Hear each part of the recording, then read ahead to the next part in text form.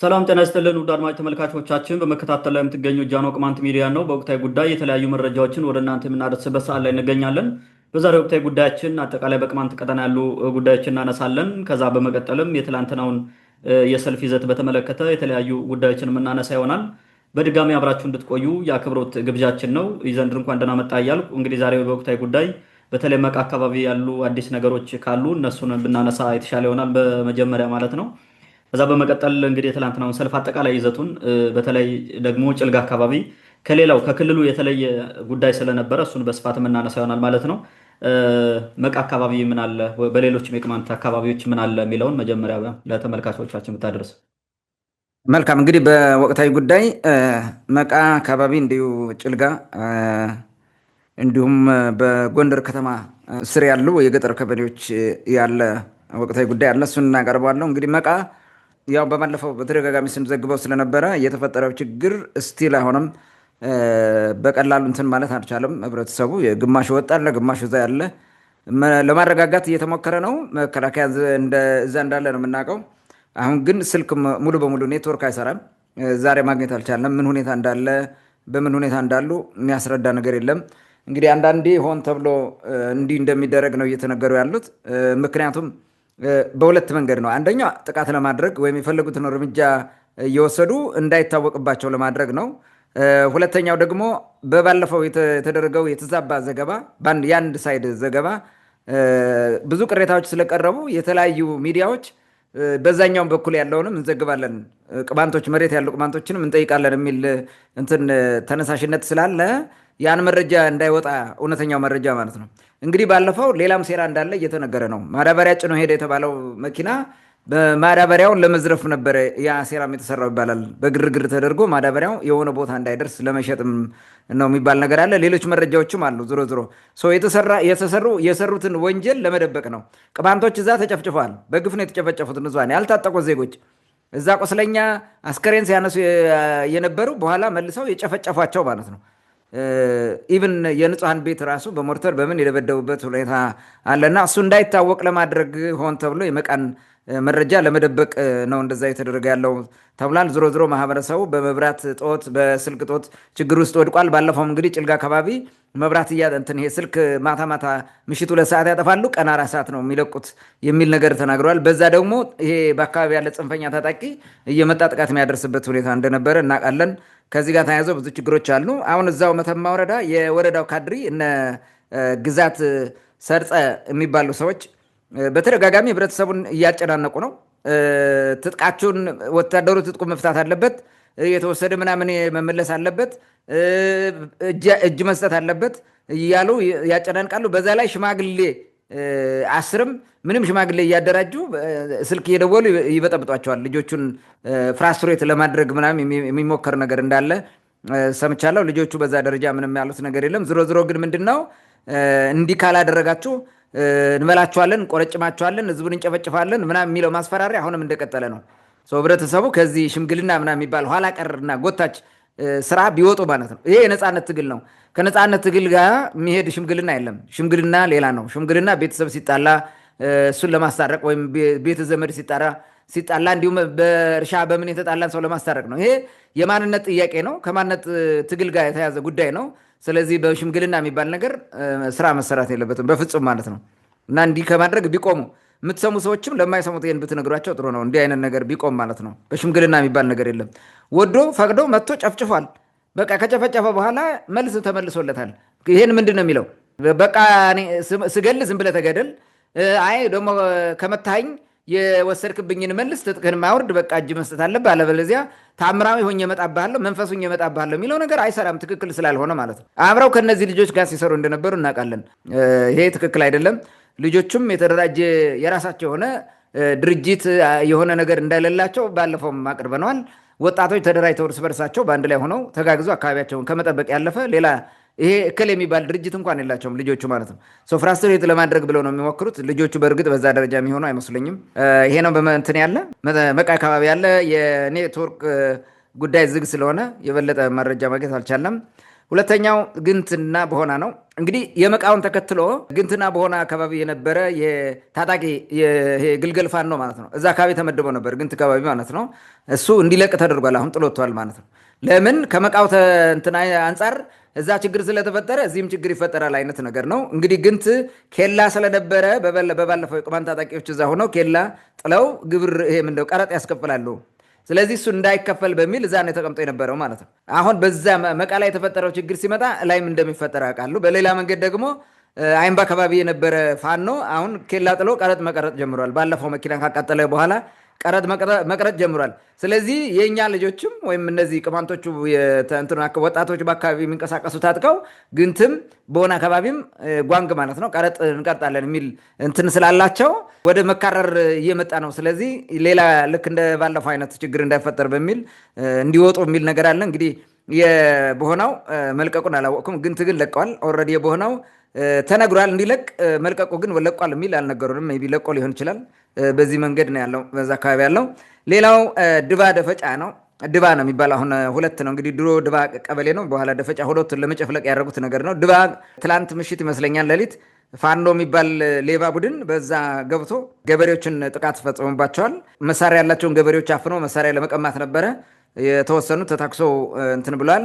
አንድ ገበሬ ተደብድቦ መሳሪያው ተቀምጧል። ሌላ ገበሬ ደግሞ መሳሪያ አለ በሚል ደብድበውት ሂደዋል ማለት ነው። ይሄ ነገር ተፈጥሯል። ሌላው በትላንትና ሁለት እንግዲህ ጎንደር ሰላማዊ ሰልፍ ነበረ። ሰላማዊ ሰልፉን ለማደናቀፍ በሚል የፋኖ ታጣቂ በፈንጠር በኩል መጥቶ ተኩስ ሲከፍት ነበረ። በዚህኛውም የመንግስት ታጣቂ የመከላከያም የምንድነው ግልገል ፋኖም ወይንም የመንግስታዊ ፋኖ አብረው በዛ በፈንጠር ሂዶ ሲዋጋ ነበረ ትላንትና ማለት ነው። በሁለት ጉዳት የደረሰው ብዙ ባይታወቅም ግን ቁስለኛ ምናምን እንደነበረ ይታወቃል። በትላንትና ውጊያ ፈንጠር አካባቢ በነበረው የቆሰለን ተሸከም ምናምን በሚል 8 ሰዎች ተደብድበዋል። የቅማንት ገበሬዎች ናቸው 8 እንዲያውም ቤተሰቦች ተወስደው የሚል ነገር ነበር መረጃው። በኋላ ሲጣራ ደብድበው በጣም በተለይ 4ቱን ሰባብረው ነው የጣሏቸው። መንቀሳቀስ አይችሉም። 4 ገበሬዎች ክፉኛ ተደብድበዋል። ሌሎችም 4 እንዲሁም ተደብድበዋል። ቀለል ያለ ድብደባ ማለት ነው። እንደዚህ አድርገው ቁስለኛ ሲያሸክሟቸው ቆይተው ነው የደበደቧቸው። ውጊያው ካበቃ በኋላ መሰለኝ እንደዛ የሆነው። እንግዲህ የትላንትና ውጊያ ሰላማዊ ሰልፍ ለማደናቀፍ በሚል ነው። በእርግጥ ተሳክቶላቸዋል። የጎንደር ሰላማዊ ሰልፍ ለተወሰነ ጊዜ ከሄደ በኋላ ብዙ ሳይቆይ ንግግር ሳይደረግበት ፈርሷል። አልቀጠለም። በተጠበቀው ግለት አይደለም እንትን ያለው ኦልሬዲ ፈርሷል። እሱ እዛ የነበሩ ሰዎች በትክክል የነገሩን እሱ ነው። ያ ነበረ እንግዲህ ትላንትና በዚህ በኩል የነበረው። ሌላው ከዚህ በፊት እንግዲህ ፈንጠር ላይ አንድ ሰው ሊይዙ መጥተው አመልጦ የመንግስት ይሄ ግልገል ፋኖ ያለበት አሁን ምንድነው አድማ ብተና ምናምን የሚባለው ገባ እዛ የነበረ ቅማንት ማለት ነው ሊገልት ሲሉ ከዛ አመለጠን በሚል ወንድሙን ይዘውት ሄዱ። ዘውዱ ነጋሽ የሚባል ወሰዱት። በኋላ ይሄ ሰውዬ ጠፍቶናል በሚል መጥተው ሌላ ቤተሰብ ይዘው ሄዱ ማለት ነው። አሁን በአጠቃላይ ዘውዱ ነጋሽም ተይዟል። ቄስ ዘመነ ነጋሽ የሚባል ተይዟል። ጌታቸው ነጋሽ የሚባል 3 ወንድማማቾች እንዲሁም ጤና ዘውዱ የምትባል ሴት ተወስዳ ታስረዋል ማለት ነው። ሲፈልጉ አምቦ በር ይወስዷቸዋል፣ ሲፈልጉ ዳዋ ዳሞት ይወስዷቸዋል፣ ሲፈልጉ ማጫ ይወስዷቸዋል። ይዟቸው እየዞሩ ማለት ነው። እስካሁን እነዚህ ታግተው ፍዳቸውን እየቆጠሩ ነው የሚገኙት ማለት ነው። የታገቱት 2 ሳምንት ይሆናል እነዚህ የተወሰዱት ማለት ነው። ከዚህ በፊትም በዜና መሰለኝ አቀርበን ነበረ። በተለይ ደግሞ አሁን ጎንደር ዙሪያ በምስራቅ በኩል ከጎንደር በስተ ምስራቅ ያሉ የጎንደር ዙሪያ ቀበሌዎች ላይ ድባ፣ ደፈጫ፣ ፈንጠር የሚባሉት በተለይ ፈንጠር የሚባለው ችግር ውስጥ ያለ ቀበሌ ነው። በጣም አስቸጋሪ ሁኔታ ውስጥ ነው ያለው። ከዛ ባለፈ ደግሞ ጎንደር ዙሪያ ያሉ ዳዋ ዳሞት፣ አምቦበር፣ ማጫ ያሉ ቅማንቶችም እንዲሁ ችግር ላይ ያሉት። ማንም የሚያስታውላቸው የለም። ስቃዩ ነው ግን ስቃዩ አለ ግን ድብቅ ነው፣ አይሰማም ብዙ ጊዜ። ለዛሬ ያሉኝ ወቅታዊ መረጃዎች እነዚህ ናቸው። ታንኪዩ። መልካም፣ ለሰጠን መረጃ ከልብ አመሰግናለሁ። ወደሚቀጥለው ጥያቄ በቀጥታ እንለፍና የትላንትናውን ሰላማዊ ሰልፍ ይዘቱንና መልእክቱን ብንመለከተው ጥሩ ይመስለኛል። እንግዲህ አጠቃላይ ትላንትና በክልሉ የተለያዩ አካባቢዎች ሰልፎች ነበሩ። እንደውም እኔስ በባለፈው የመጀመሪያው አካባቢ በቅማንት በቃ የመተማውን ለማውገዝ ጭልጋ ብቻ አድርገው ሊተውት ነው ምናምን የሚል እንትን ነበረኝ። ግን አጠቃላይ በክልሉ ነው የሆነው። በሁሉም አካባቢ ተደርጓል። እሑድ ቀን ነው። ብዙዎች ከቤተክርስቲያን እንዲወጡ እየተደረጉ ነው ሰልፉ የሆነው። ያው ሰልፍ የተለመደ ነው። እዛ ክልል ሰልፍ፣ ስብሰባ ምንም ለውጥ አያመጣም እንጂ አለ፣ የተለመደ ነው።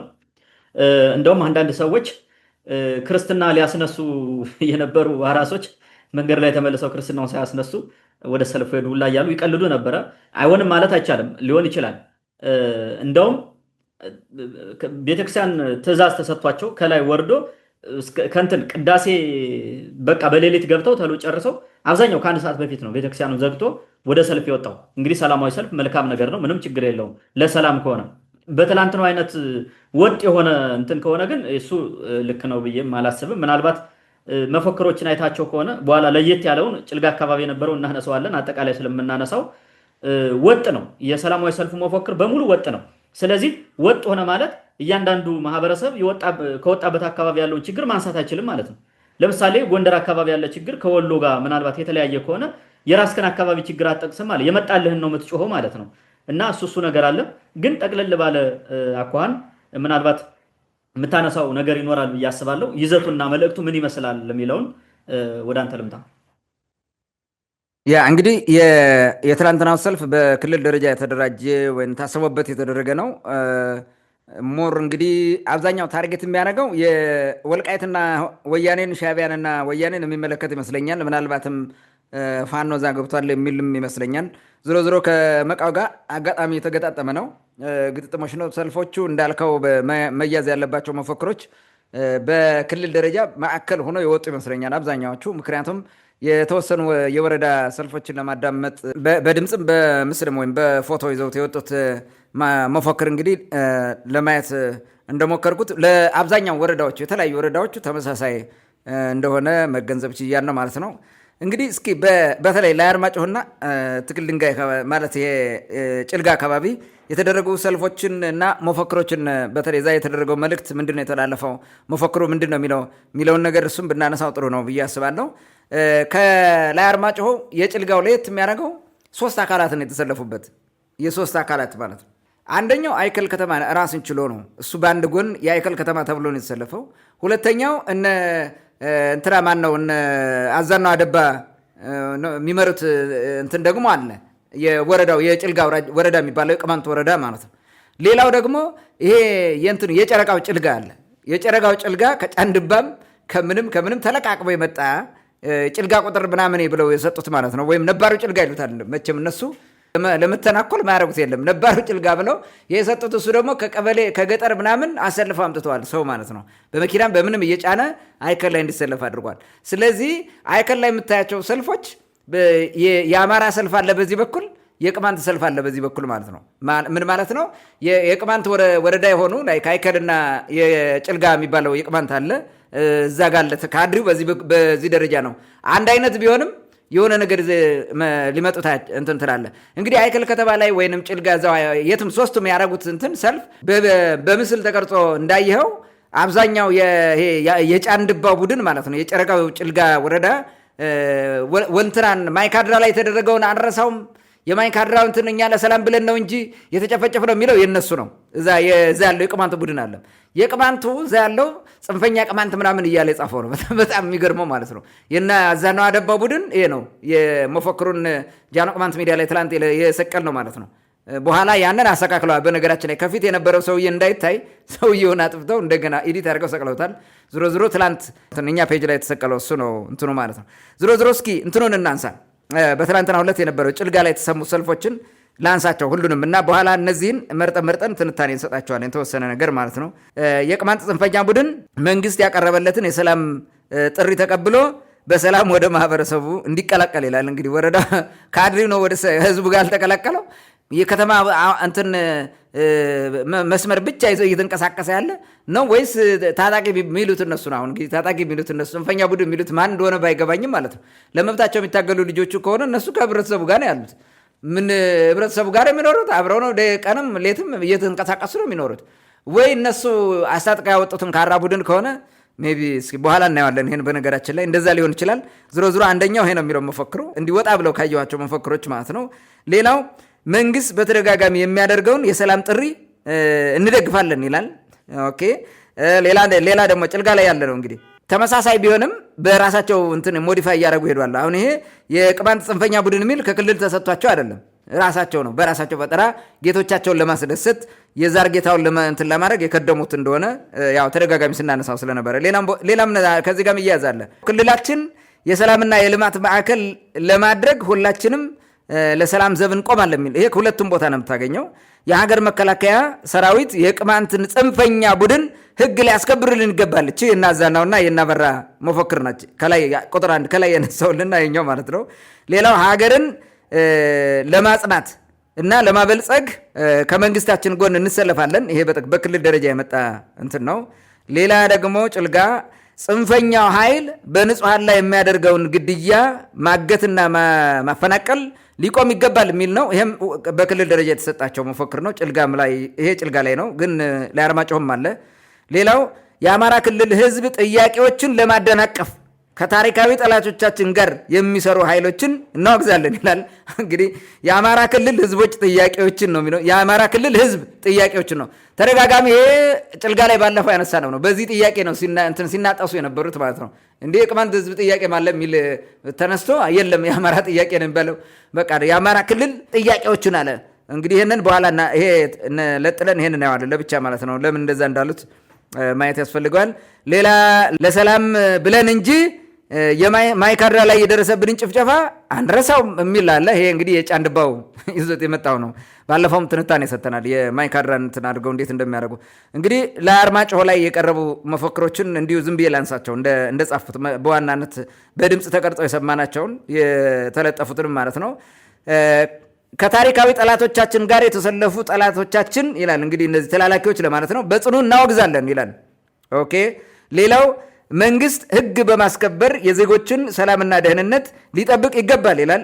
ሌላው መንግስት ለሰላም መስፈን የሚወስዳቸውን እርምጃዎች እንደግፋለን ይላል። እንዲሁም ምን ይላል? የልማት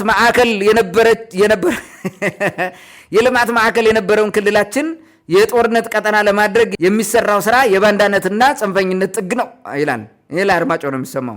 በነገራችን ላይ ከክልል የተሰጠ ነው የዛኛው ባይባልም ማለት ነው። ንጹሐንን በግፍ መጨፍጨፍ የአረመኔነት ጥግ ስለሆነ ሊወገዝ ይገባል ይላል። ይህም የክልሉ ይመስለኛል፣ ክልሉ የተቀበሉት ነው። ለክልላችን የሚያስፈልገው ጦርነት ሳይሆን ልማትና ሰላም ነው የሚልም አለ። ይህም በክልል ደረጃ የተሰጣቸው ነው። ጽንፈኞችና ተላላኪዎች ከባዕዳን ተልኮ ወጥተው የሰላም አማራጭ ሊከተሉ ይገባል የሚልም አለ። ይህም የክልሉ እንደሆነ ይታወቃል። ራሳቸው እዚህ ያመጡት ነገር የለም። በነገራችን ለአርማጭሆ የተሰጣቸውን ያቀረቡት ስመለከተው ማለት ነው። ክልላችን የሰላምና የልማት ማዕከል ለማድረግ ዘብ እንቆማለን የሚል ጭልጋም አለ፣ ለአርማጭሆም አለ። ይህም በክልል ደረጃ የመጣ ነው። ሌላ ደግሞ ያዝኩት ምንድነው? ጽንፈኛው ኃይል በንጹሐን ላይ የሚፈጽመውን ግድያ ማገትና ማፈናቀል ከላይ ያልኩት ማለት ነው ሊቆም ይገባል የሚል ነው። እንግዲህ እነዚህን ነው ይዘው የመጡት። አብዛኛው ለአርማጭሆ ስትመለከተው በራሳቸው ፈጠራ ያመጡት ወይም አዲስ ጽፎ የመጡት እንትን የለም። የተሰጣቸውን ቅድም በመግቢያው እንዳልከው እሱን ተቀብለው ነው ያቀረቡት ማለት ነው። ይህንን ማየት እንችላለን።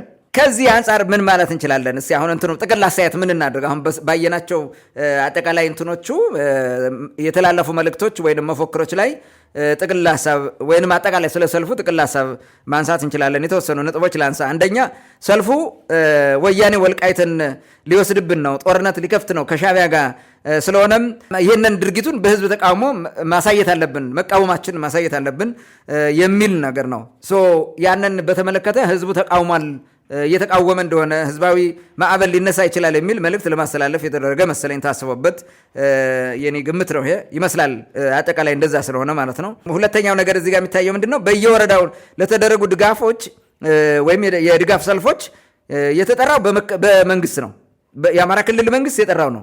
መልእክቱም የአማራ ክልል መንግስት ነው በዋናነት። እነዚህ አድራጊ ናቸው። ወረዳ በለው ምናምን ደረጃ ያለ መጥተው በቀበሌም ተሰብስቦ ሰልፍ ያደረገው አድርግ የተባለው ነው ያን ያደረጉትና በክልል ደረጃ የተዘጋጁ መፈክሮችና መልእክቶች ናቸው እንዲተላለፉ ያደረጉት። ኢቭን የሚዘፈኑ ዘፈኖች አንድ እንዲሆኑ ጥላሁን ገሰሰ ኢትዮጵያ የሚለውን እሱን ነው የሚያዘፍኑት ሁሉም ማለት ነው። ሰልፍ ማጀቢያ ምናምን የሚያደርጉት እንደዛ ነው።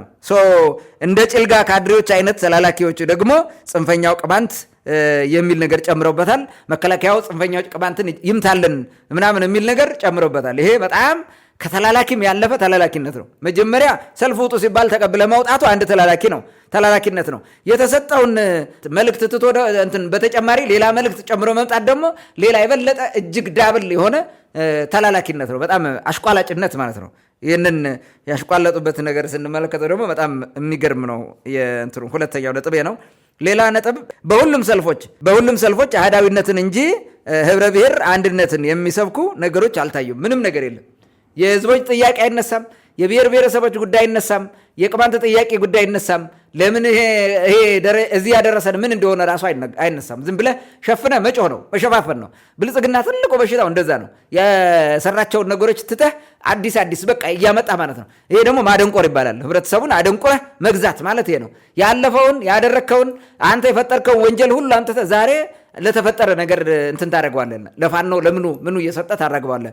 ይሄ የብልጽግና እንትን ዋና መገለጫው ነው። በምንም መንገድ ህብረተሰቡ እንዲያስብ አይደረግም። ዝም ብለህ በመጣልህ ነገር ብቻ ማናገር ነው የወቅቱን ማለት ነው እንጂ ወደኋላ ሂስቶሪካል ኮዙ ምንድን ነው ለተፈጠረው አሁን ለገባንበት ቀውስ መሰረታዊ ነገሩ ምንድን ነው የሚለው ነገር አይነገርም። ነውር ነው፣ እሱ ታቡ ነው።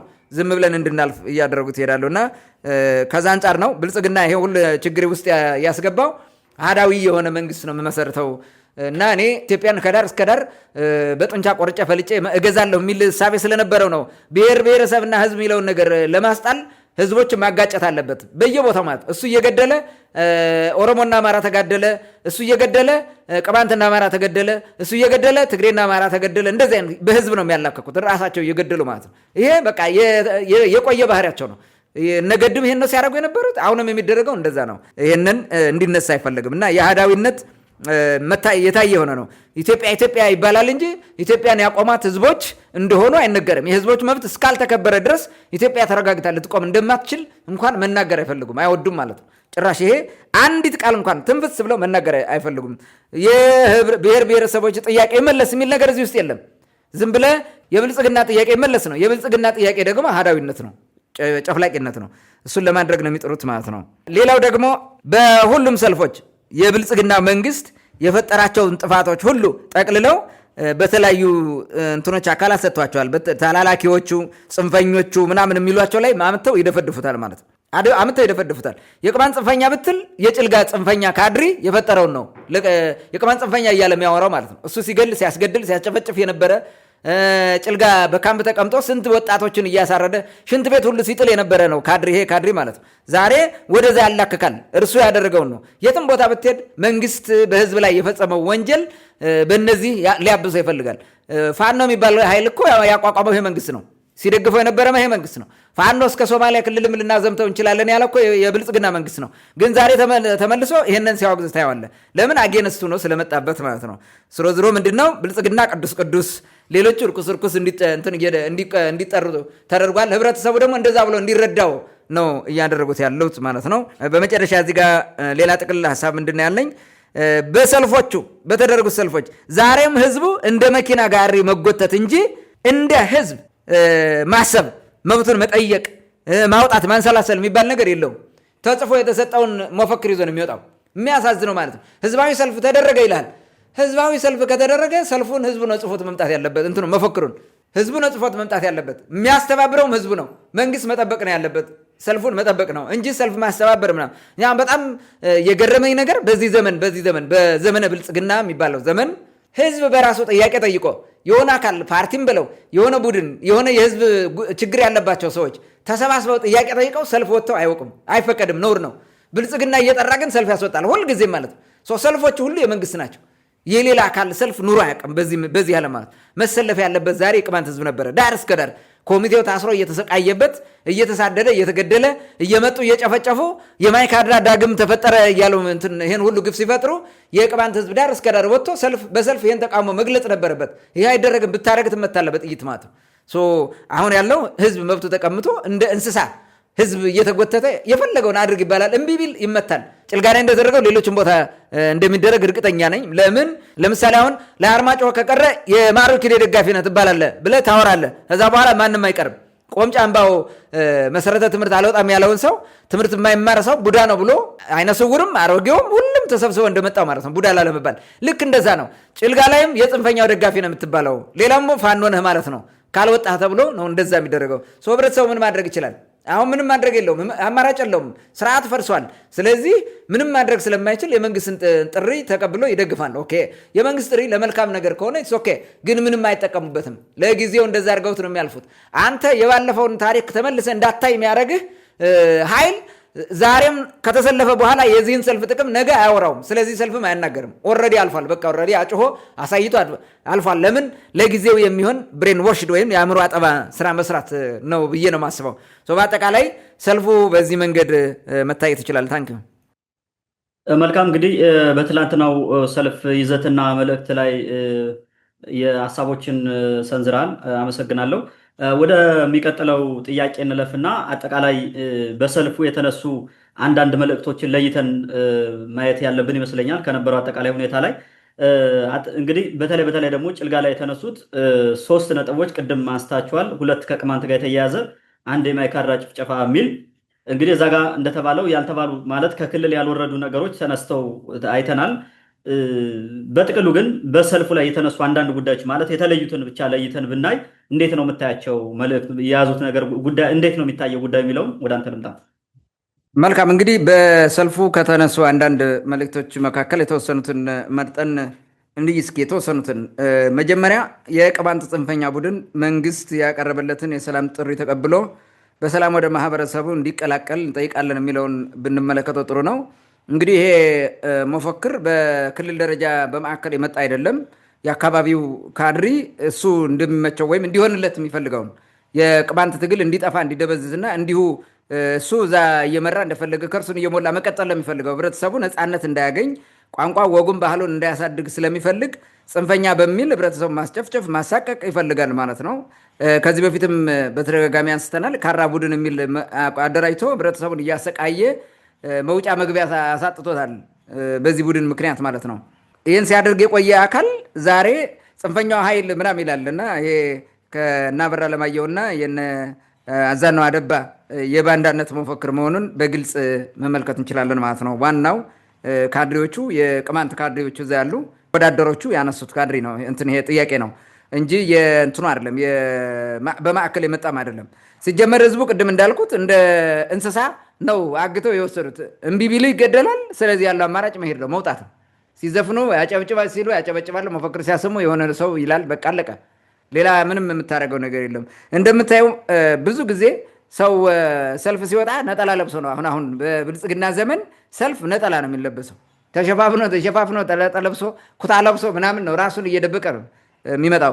ሰልፍም መፈክር ይዘው ምናምን የምታያቸው አብዛኛዎቹ እንትኑ ከሰልፉ ቦርድ በኋላ ተደብቀው ነው፣ ወደፊት መውጣት አይፈልጉም። እንትኑ በግድ መሆኑን በዚህ ትመለከታለህ ማለት ነው። ካድሪው የቅማንት ጽንፈኛ ምናምን የሚል ነገር ጨምሮን እናወጣለን። ግን ደግሞ የአማራ ቅድም እንዳልነው ማለት ነው የአማራ ክልል የልማት ማዕከል የሆነውን የአማራ ክልል ህዝብ ጥያቄዎችን ምናምን የሚል እያነሳ እንትን የሚለው ከዛ አንጻር ነው። በተለይ ደግሞ ጭልጋ አካባቢ የተነሳው ይሄን ይመስላል። የቅማንት ህዝብ ጥያቄ እንዳይነሳ ለመቅበር የተደረገ ነው። የቅማንት ጥያቄ መለስ ካልክ ጽንፈኛ ነህ። የታሰረ ኮሚቴ ይፈታ ካልክ ጽንፈኛ ነህ። ህገ መንግስታዊ መብታችን ይከበር ካልክ ጽንፈኛ ነህ። በቃ እንደዛ ነው። ጽንፈኛ ማትባለው መንግስትን የሚፈልጉትን እነሱ የሚሉትን ዝም ብለህ ስትከተል ነው። ለምንድን ነው የባረንጓ ቅማንቶች ሲጨፈጨፉ ወታችሁ ያልተናገራችሁ? በወረዳው እንኳን የፌስቡክ ትንሽ የፌስቡክ ገጻችሁ ላይ ለምን አልጻፋችሁትም? ጽንፈኛ ነው የምትባለው እንደዛ ካልክ ማለት በቃ ፋኖ ገሎ ይሄድ ምን ይሄድ ዝም ነው፣ አትናገርም፣ ነውር ነው። ታዲያ ለምንድን ነው ሰሞኑን መቃ ላይ ችግር ተፈጠረ ተብሎ ይሄን ያክል ያራገቡት ለምንድን ነው? ለምን የሚለውን ጥያቄ ብታነሳ የአማራ ጽንፈኛ ታጣቂ ሲጨፈጭፍ ኖርማል ነው። ቅማንት የሚባል ነገር ራሱን ሲከላከል ደግሞ ችግር ነው፣ መከላከል የለበትም። ለምን ሊያጠፉት የሚታገሉት እነዚህ ናቸዋል። የአማራ ጽንፈኛም ሆነ የካድሪው ማለት ነው ባለስልጣኑ ልሂቃኑም ሆነ በቅማንት በኩል ያለው ጽንፈኛ ተላላኪ ማለት ነው እሱ ነው። ይሄ ተላላኪ የቅማንት ጉዳይ ወይም የቅማንት እንደዚህ ሆነ ቅማንት ራሱን ተከላከለ ከተባለ ጽንፈኛ ነው። ኮሚቴው ጽንፈኛ ኮሚቴ እየተባለ የታሰረው የተወነጀለው እኮ ራሱን ህብረተሰቡ አደራጅቶ ህብረተሰቡ እንዲከላከል አድርጓል። ራሱን ምን ፈልጋውን 69 እንዳንመሰረት ህዝቡ ተደራጅቶ በኮሚቴው እየተመራ ነው የተከላከለን እምቢ ብሎን። በዚህ ምክንያት እኮ ጽንፈኛ የሚሉት መብትን የምታስከብር ከሆነ ጽንፈኛ ነህ። የእነሱን ካልስ ማጠብ አለብህ ጽንፈኛ ላለመባል ማለት ነው። ይህን በደንብ አድርገን ልንረዳ ይገባል ማለት ነው። ጽንፈኛ ባንዳና የነገዱ ዛር ከዳሚ የሆነው ተላላኪ የናበራና የናዛናው ቡድን እንጂ ቅማንት ጽንፈኛ አይደለም። መብት ይከበር ነው ያለው። ህገ መንግስት ይከበር ነው። ህገ መንግስት ይከበር የሚለው እንዴት ጽንፈኛ ይሆናል? ህገ መንግስት ላይ ያፈርስ የመጣው ኃይል ነው ጽገኛ ጽንፈኛ የሚሆነው። ጽንፈኛ ማለት ለግል ጥቅሙ ለፓርቲ ጥቅሙ ተብሎ ህገ መንግስትን እያፈረሰ ያለው የብልጽግና ካድሬ ነው ጽንፈኛ የሚባለው። በጽንፍ የወጣው እሱ ነው እንጂ ጽንፍ የሚባለው እኮ ከኖርም ስትወጣ ነው። ኖርማል የሚባለው ባህሪ ስትወጣ ነው። ጽንፍ ማለት ከማዕከል ወደ ቀኝ ወይ ወደ ግራ ጫፍ መውጣት ነው። ህገ መንግስቱ ማዕከል ላይ ያለልህ ከህገ መንግስቱ ጫፍ ስትወጣ ወደ ኔጌቲቭ አቅጣጫ ህገ መንግስት ስታፈርስ ጽንፈኛ ነህ። ጽንፈኛው ተላላኪውና ካድሪው ይሄ የእናበራ ለማየሁ ቡድን ነው። ይሄ ዛር ከዳሚው የአማራ ልሂቃንን ዛር የሚከድበው ይሄ ቡድን ነው ጽንፈኛ። በጽንፍ ተነስቶ ፍዳችን እያሳየን ያለው ህገ መንግስታዊ ጥያቄ ጠይቀን ማለት ነው። ይህንን ልናየው ይገባናል። በየአካባቢ ተደራጅተው የራሳቸውንና የማህበረሰባቸውን ወይም የህዝቡን መብት ለማስከበር የሚታገሉ ወጣቶችን የህዝቡን የሚጠብቁ ከፋኖ ከምን የሚጠብቁ ወጣቶችን ጽንፈኛ እያልክ ታሸማቀቃለህ። ስለዚህ ፋኖ መጥቶ ይግደልህን ማለት ነው። ፋኖ መጥቶ ይግደልህ፣ እኔም እንደፈለግኩ ላድርግህ ዝም በለኝ ነው። ይሄ የዛር ባህሪ ነው ያልነው ባለፈው። ከዚህ አንጻር ነው የምናነሳው። ሌላው ጽንፈኛ እኔ ያልኩት ካልሆነ ብሎ ካራ ቡድን አደራጅቶ ህብረተሰቡን ሲያሰቃይ ሲያስገድል የነበረ ነው። አሁንም ያን ቡድን አይደለም ካራ የሚባል ቡድን እንዲሁን አላለም፣ አላዘመተም። ባለፈው ከራሱ ታጣቂዎች ጋር ተዋግተዋል። ጥሩ ነው የሆነው። ኦልሬዲ ያ ካራ ቡድን ቀስ በቀስ ወደ የት ነው የሚመጣው? ወደ ቅማንት ነጻነት ነው እየተጠረነፈ ወደ አንድ እየሆነ ይመጣል። እንደዛ ነው ተጀምሯልም፣ ወደዛ መምጣት አይቀርም። ያደራጁት እነሱ ቢሆንም ወደዛ ነው የሚመጣው ግዴታ ስለሆነ ማለት ነው።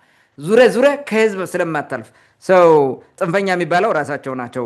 በጽንፈኝነት ተነስተው ቅማንትን እንደዛ በዛ ደረጃ ለማዋረድ የሚጥሩት ናቸው ጽንፈኞች። ለመብታቸው የሚታገሉ ልጆችን እኮ ከህዝብ ጋር ነው ያሉት እና ወደ ህዝብ ይቀላቀል ብለው የሚጠይቁት ምኑ ነው የሚቀላቀለው? ሁልጊዜም ህዝብ ጋር ያሉት እዛ ነው የሚኖሩት። የትም ቦታ ተንቀሳቅሰው ነው እንትን የሚሉት። አንዳንዴም ደግሞ ቁጭ ብለው የሆነ የሚሰሩትን ሲሰሩ የነበሩትን እየሰሩ ነው። ከዛ ውጭ ሌላ ነገር የለውም። እነዚህ ልጆች አማራን እናጠፋለን ብለው በጽንፈኝነት በቅማንት ጽንፈኝነት ሂደው አማራ ካልጠፋ ሞታለሁ ብለው እንደፋነው ሂደው ከሆነ ጽንፈኛ ናቸው። ግን አላደረጉም። የት አደረጉ? ምን አደረጉ? እንኳን እነሱን እና እዛናውንና እነማን ጎሼ ምናምን የሚባለው እዛ ቁጭ ብለው ችግር የሚፈጥሩትን እና በራ ከተማ እየመጡ ሲያውደለድሉ አይነኳቸውም። ዝም ብሎ ነው ያዩዋቸው፣ እርስ በርስ ላለመጋደል ብለው ማለት ነው እንጂ እነዚህ መግደል አቅቷቸው ነው እንዴ? አይደለም። አሁንም እነሱ በጉልበት የተጠበቁ በወታደር ኃይል የተጠበቁ መስሏቸዋል። ቅማንት በባህሪው መገዳደል ስለማይፈልግ በእንደዚህ አይነት ሁኔታ ማድረግ ስለማይፈልግ ስለማራቸው ነው። እነሱ ግን ጽንፈኛ እያሉ እንትን ይላሉ። ለምን? ያደረጉት ወንጀል ስላለ ስለሚፈሩ ነው። የቅማንት ጥያቄ ከተመለሰ ወንጀላችን ይጋለጣል፣ እንታሰራለን የሚል ስጋት ስላላቸው ነው። ለመብታቸው የሚታገሉ ልጆችን ጽንፈኛ ማለት ትክክል አይደለም። በዚህ መፎከር የተላላኪነታቸውን ጥግ በሚገባ አሳይተውናል። በደንብ ነው ያሳዩት፣ የቅማንት ጽንፈኛ ብለው ያቀረቡት ማለት ነው። ሌላ እዚህ መፎክር የተያዘው መፎክር ሌላ ምንድን ነው? የሀገር መከላከያ ሰራዊት የቅማንት ጽንፈኛ ቡድንን ህግ ሊያስከብርልን ይገባል አለ። ምንድን ነው? አረፍተ ነገሩ ራሱ የተዛባ ነው። ይህን አረፍተ ነገር እንዴት አድርጌ ላቃል ነው? የሀገር መከላከያ ሰራዊት የቅማንት ጽንፈኛ ቡድንን ህግ እንዲያከብር ሊያደርግልን ለማለት ነው። ህግ ሊያስከብርልን ይገባል የሚል ነገር አደናብረውታል። ኦልሬዲ መከላከያው ይምታልን ነው፣ በቃ ትርጉሙ ገብቶናል። ቢያደናብሩት ማለት መከላከያው ይሄንን ኃይል መምታት አለበት፣ እየዞረ ይግደልልን ነው። መከላከያው የቅማንት ታጣቂዎች ለመብታቸው የታገሉ ጥያቄ እንዳላቸው በተደጋጋሚ አዋይቷቸዋል። ቁጭ ብሎ ማለት ነው። ቁጭ ብሎ እነዚህ ጥያቄዎች መልሱልንና ትጥቃችን እናወርዳለን ብሏቸዋል። መቃ ላይ 2 ጊዜ ነው 3 ጊዜ ተሰብስቧል። ምንድን ያሏቸው? ይሄን አድርጉልን። አንደኛ የታሰረ ኮሚቴ ፍቱልን፣ ሁለተኛ ፋኖ መጥቶ እንደማይወረን ጋራንት ስጡን፣ እንደምትጠብቁን ማለት። ሶስተኛ ነገር የቅማንት ጥያቄ አለ ያልተመለሰ፣ እነሱም እንትን አድርጉ። የተፈናቀሉ ሱዳን ድረስ ያሉ ወገኖቻችን አሉ። ሰላሙን አረጋግታችሁ እንዲመለሱ የምታደርጉ ከሆነ እኛ ምን ያደርግልናል? ትጥቅ ነው ያሏቸው። እንዲህ ነው የነገሯቸው ወጣቶቹ ተሰባስበው። ይህን ያውቃል መከላከያው፣ በደንብ ነው የሚያውቀው። ለማጣላት ሰሞኑን የተደረገ ነገር ከመፈጠሩ በፊት በደንብ አድርገው ነው የሚያውቀው። እና ምን ብሎ ነው መከላከያው የሚመታቸው? እነዚህ ልጆች ምን አደረጉ? መከላከያው ላይ ተኩሶ አያውቁም ምንም። በቀደም ነው ያ ጽንፈኛ የአማራ እንትን ይሄ መንግስታዊ ፋኖ ነው ወይንም ይሄ ግልገል ፋኖ ነው፣ እንደዛ ሄዶ ተነኮሰ፣ እዛ ግርግር ተፈጠረ። መከላከያ እዛ የነበረ በአጋጣሚው እንትን ውስጥ ለችግር ውስጥ ገባ ማለት ነው። ሌላ ነገር የሆነ ነገር የለም። አቅደው አልመው መከላከያ እንምታ ቢሉ መምታት የሚችሉበት ብዙ ቦታ አለ። እንደ ፋኖ ደፈጣ እያደረጉ መምታት ይችላሉ። ምንም ቀላል ነው። ግን እንደዛ አያደርጉም። መከላከያን ቅማንት ያከብራል ከመጀመሪያው ጀምሮ ማለት ዛሬም ቢሆን እየገደለው መከላከያውን ያከብራል። ያን ሁሉ ሲጨፈጭፍ መከላከያው በ2013 14 ምንም አላረጉትም እኮ ምንም አላሉም። በቃ በስህተት የተፈጠሩ ነገሮች ስህተቶች ናቸው፣ ዝም ነው የተባለው። ስለዚህ መከላከያው ይሄንን በደንብ ያውቃል። መከላከያው ራሱ ከጽንፈኛው ፋኖ መተማ ላይ ሸሄዲ ላይ እንዳይጨፈጨፍ ያተረፉት እነዚህ ልጆች መሆናቸውን ያውቃል። ሰው ህገ መንግስት እንዲከበር የሚፈልጉ ልጆች እንጂ ህገ መንግስት እንዲፈርስ ወይም መንግስት እንዲፈርስ የሚሰሩ እንዳልሆኑ በዚህ ማረጋገጫ አለ ማለት ነው። ሰው መከላከያ ወይም በደንብ ያውቃል። እና እዛናው አደባና እና በራ ለማየው የእነሱ ቡችሎች ናቸው ይህንን የሚያስተላልፉት ተማጽኖ ማለት ነው። እነዚህን አጥፉልንና አስተዳደር መስርተን እንወነንበት ስልጣን ላይ ወጥተን ነው። ያ የሚሆን አይደለም። ኔቨር በምንም መንገድ ሊሆን አይችልም። እነዚህ ልጆች የሚታገሉት ፋኖ እንዳይገል መጥቶ እንዳይጨፈጭፍ ነው። ፋኖውን ነው የሚታገሉት ማለት ነው። ባንዳውን የህዝብ ጥቅም አሳልፎ እንዳይሰጥ የሚታገሉት ማለት ነው። ጽንፈኛውን የአማራ ባለስልጣን ይታገሉታል እንደፈለገ አድርጎ እንዳይሄድ ማለት ነው። ሌላ ደግሞ ኮሚቴ እንዲፈታላቸው የታገሉ ነው። ይሄ ደግሞ ህዝባዊ ጥያቄ ነው፣ የህዝቡ ትግል ነው። ከህዝቡ ጎን ሆነው ነው እየታገሉ ያሉት። እና እንዴት ነው መከላከያ የሚመታቸው? ይሄን ምን ብሎ ነው መከላከያ በዛ በኩል የሚዘምተው? ተጨፍኖ የሚዘምት ከሆነ ያ የራሱ ስህተት ነው የሚሆነው። ህግ የሚከበረው ባንዳና የነገዱንና የአማራ ጽንፈኞችን ዛር ከዳሚ ሆነው ተላላኪ ቡድን እሱ ወደ እስር ሲወርድ ነው፣ በህግ ሲጠየቅ ነው። እንዲህ እንደፈለገ እንዲያደርግ ህገወጡና ሌባ ቡድን የመንግስት ስልጣን ተቆናጦ የፈለገውን ህጋዊውን ወይንም ህዝቡን እየጨፈጨፈ እያሳደደ አሸማቆ የሚኖርበት ስርዓት ሲስተካከል ነው ህግ የሚከበረው እንጂ የቅማንት ታጣቂዎችን ምናምን በሚል ህግ አይከበርም። ኮሚቴው ጋር ጠራርገው ከ500 ምናምን ልጆችን አስገብተው አስረዋል። በባለፈው እንዳየ ነው። ቆመ አልቆመም? አይቆምማ። የተዳፈነ እሳት ሊጠፋ አይችልም። ሁልጊዜም እሳት ነው። እሳትነቱ ሊተው ስለማይችል ማለት ነው። ከዛ አንጻር እንየው። ሌላው ሶስተኛ ነገር 3 መፈክሮች ናቸው ምናምን በአንድ ላይ የቀረቡትን እንያቸው። ምን ይላል? የአማራ ክልል ህዝብ ጥያቄዎችን ለማደናቀፍ ከታሪካዊ ጠላቶቻችን ጋር የሚሰሩ ኃይሎችን እናወግዛለን የሚለውና የልማት ማዕከል የሆነውን ክልላችን የጦርነት ቀጠና ለማድረግ የሚሰራው ስራ የባንዳነትና ጽንፈኝነት ጥግ ነው የሚለውትን በአንድ ላይ እንያቸው። ተመሳሳይ መልእክት ስለሆነ ያላቸው ማለት ነው። እንግዲህ የአማራ ክልል ህዝብ ጥያቄዎች ማደናቀፍ የሚባለው የትኛው ነው ጥያቄ? የአማራ ክልል ህዝብ የሚባል አለ ወይ? አሁን መጀመሪያ ማነሳው የአማራ ክልል ህዝቦች ነው ህዝብ ነው ከሆነ እንግዲህ ህዝቦች ነው ሊሆን የሚችለው። ለምን? አገው አለ፣ 2 አይነት አገው አለ፣ ቅማንት አለ፣ ወይጦ አለ፣ ከምሴ ኦሮሞዎች አሉ፣ የወሎ ኦሮሞዎች ማለት ነው፣ አርጎባ አለ፣ ሌላም ህዝብ ይኖራል። እነዚህን ወዴት ጥሏቸው ነው? የአማራ ክልል ህዝብ ጥያቄ የሚሉት የማን ጥያቄ ነው? የአማራው ጥያቄ ነው? የአገው ጥያቄ ነው? የቅማንቱ ጥያቄ ነው? የከምሴ ኦሮሞ ጥያቄ ነው? የክልለት ጥያቄ ነው? የአርጎባዎቹ ጥያቄ ነው? የነገደ ወይጦዎቹ ማንነት የረጋገጥ ጥያቄ ነው? የትኛው ነው? ይህን እኮ ማብራራት አለባቸው። ሲነግድብህ በአንዳና ተላላኪ ወይም ይሄ ዝም ብለህ ጨፍላቂው መንግስት ይሄን ነው የሚያወራልህ ማለት ነው። ተነስቶ ቁጭ ብሎ ይሄ እንግዲህ የአማራ ክልል ባህር ዳር ላይ ቁጭ ያሉት የሚሰለቅጡት ወሬ ነው ማለት ነው። የአማራ ክልል ህዝብ የሚባል ህዝብ የለም። ከሆነ የአማራ ክልል ህዝቦች ነው መሆን ያለበት። የአማራ ክልል ህዝብ ጥያቄ በሚል የሚደናበሩት ትክክል አይደለም። የቅማንት ጥያቄ ለማፈን የሚደረግ ነው። የቅማንት ጥያቄ ነው። የአማራ ጥያቄ የሚባል እዚህ ውስጥ የለም። ጭልጋ ላይ ይሄንን ልታነባው አትችልም። የአማራ ክልል ህዝብ ጥያቄዎች ብለህ ልታመጣ አትችልም። ምንድነው የአማራ ክልል ጥያቄ? የአማራ ክልል ጥያቄ የሚባል የለም። የቅማንት ጥያቄ ህገ መንግስታዊ መብት ይከበርልኝ፣ አስተዳደር ይቋቋምልኝ፣ ራሴን በራሴ ላስተዳድር ነው። ይሄንን እየታገለ ያለበት ይሄን ነው አጉልተ ማሳየት ያለበት። የቅማንት ጥያቄ ካልተመለሰ ክልሉ ሰላም አይሆንም ብለህ ነው መፎክር ማሰማት የነበረብህ። ይሄንን ትቶ ግን ያድበሰብሳል ማለት ነው። ካድሪው በቀደም ጭልጋ አይከል ላይ የተጣላበት እንትን አንዱ ይሄ ይመስለኛል። ትክክል አይደለም። የአማራ ክልል ህዝብ ጥያቄው ምንድን ነው የሚል ነገር ስታነሳ ሜቢ የአማራው ማለታቸው ነው እነሱ። እንግዲህ የአማራ ክልል ካለ የአማራ ነው። ይህንን እንትን መፎክር ያወጡት የአማራ ባለስልጣናት ናቸው። ባህር ዳር የሌላ ብሔር ክልል ውስጥ ያሉ ትልልቅ ባለስልጣናት የሉም። በሙሉ አማራዎች ናቸው የተቆጣጠሩት ማለት ነው። አማራው ይህንን ሲያነሳልህ ወልቃይት ነው እንግዲህ ጥያቄው፣ ወይ መተከል ነው፣ ወይ ጸለምት ነው፣ ወይ ራያ ነው፣ ወይ ደራ ነው፣ ወይ ምናምን ነው። በቃ ሌላ ጥያቄ የለው። ርስት ነው የሚለው ርስት አስመላሽ ስለሆነ ማለት እዛ የተቀመጠን ጣና በእንቦጭ አስወርሮ ፍዳውን እያሳየው ማለት ነው። ልማታዊ ዓላማ ምን አይል አስቀምጦ ግን እዛ ጋር ሄደ ጦርነት የሚቀሰቅስ ነገር ያመጣል። የአማራ ክልል ህዝብ ጦርነት ነው እንዴ? ልማቱ ጦርነት ነው የሚፈልገው። ይህን እያደረገ ሌላ ነገር ይደናበራል ማለት ነው። ይሄ ትክክል አይደለም። ሌላው የልማት ማዕከል የነበረውን ክልላችን የጦርነት ቀጠና ለማድረግ እየሰሩ ናቸው እነዚህ ተላላኪነት ምናምን ብላ ያነሱት ነው።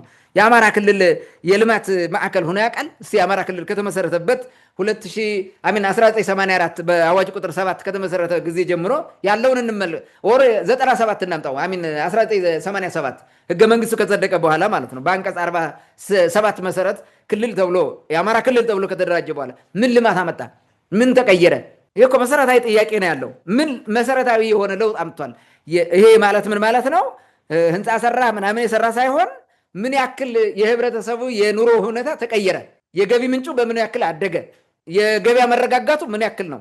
የጂዲፒው በዛ አካባቢ ያደገው በምን ያክል ነው? በኢንፍሌሽኑን የዋጋ ግሽበት ወይም የብርን ራሱ ቫልዩ ማጣት እዚሁ ሳታስገባው ማለት ነው። ያኔ ሲሸጡ የነበሩት አሁን በምን እየተሸጡ ነው? እነዚህ ናቸው ልማት የሚያሳይልህ ማለት ነው። የዴቨሎፕመንት ኢንዴክስን ተጠቅመህ ስራ እዛ ጋር የተለያየ እንትኖች ስላሉ ማለት ነው። በትምህርት፣ በጤና፣ በጠቅላላ በማህበራዊ ህይወት በምናምን በመሳሰሉት ነገር ህብረተሰቡ ተቀይሯል። የአማራ ክልል ተብሎ ከተቋቋመ በኋላ በባዶ እግሩ የሚሄድ አማራ የለም ወይስ በባዶ እግሩ ሲሄድ የነበረው ጫማ እያደረገ ነው የሚሄደው? አስተሳሰቡ ተቀይሯል። ምንድነው የተረፈው የሚለው ነገር መታየት አለበት። ምን ለውጥ አመጣ? ይሄ መታየት አለበት በደንብ ነው ማለት ነው። እና አማራ ክልል ልማት የሚባል ነገር የለም። ለዚህ ማሳያው እምቦጭን ዝም ብለህ ተመልከተው። ጣናን የሚያክል ትልቅ ሀብት ተሸክሞ በእምቦጭ አስወርሮ እሱ ጦርነት ነው ሲዘምት የሚኖረው። ሽንፋን እገድባለሁ ይላል ቅማንትን ለማፈናቀል እየሄደ ማለት ነው። መገጭ የሚባል ግድብ ከተጀመረ 15 ዓመት ነው ምናምን ነው። ምንም አይከወንም እሱ። እዛ ይበላሉ በየጊዜው ባጀት እየተመደበ ይዘረፋል። መገጭ የማያልቀው እኮ ስለሚዘረፍ ነው፣ ሌላ ነገር የለም። በፕሮጀክት ኑሯቸውን የመሰረቱ ብሏል ባለፈው ሚኒስትሩ። እንደዛ እንዳለው እነዚህ እየዘረፉ የሚበላው የአማራ ክልል ባለስልጣናት ከመዝረፍ ውጭ ልማት ያለማሉ። ጨጓራ ውስጥ ነው የነሱ ልማት ያለው። ሌላ ቦታ ልማት አያለሙም፣ ልማት አያውቁም። የአማራ ክልል ባለስልጣን ልማት በፍጹም አያውቅም። ስለዚህ ይህንን ማየት ያስፈልገናል። የአማራ ክልል የስርቆትና የዝርፊያ ማዕከል እንደሆነ እንዴት አድርገው ጎንደርና አዘዞ መንገድ ለመስራት ታቅዶ ሳይሰሩ ለዘላለም አቆይተውት ስቲል እስካሁን እየተንፏቀቃለ። ስንት ዓመቱ አዘዞ ላይ ሰኔ ሲደርስ ሽሮ ፈሰስ እየደፋ በጀት ማያወራርድ ማለት ነው። እንደገና ደግሞ ወደኋላ ተመለስና ኢህአዴግ በህይወት በነበረበት ዘመን በየአመቱ በጀት የሚመልሰው የአማራ ክልል ነበረ ሳይጠቀምበት ማለት ዘርፎ ያልጨረሰው ስራ ልማት ስለማያለማ ሁልጊዜ ይመለሳል። ያ እንትን ወደ ይሄ የሚመለሰው ገንዘብ ጥሩ አፈጻጸም አላቸው ለሚባለው ክልሎች ሪፈንድ እየተደረገ ይሰጣል፣ ለሌሎች ማለት ነው እንደገና ይሰጣል። እንዲህ ያደረገ የኖረ እኮ የአማራ ክልል።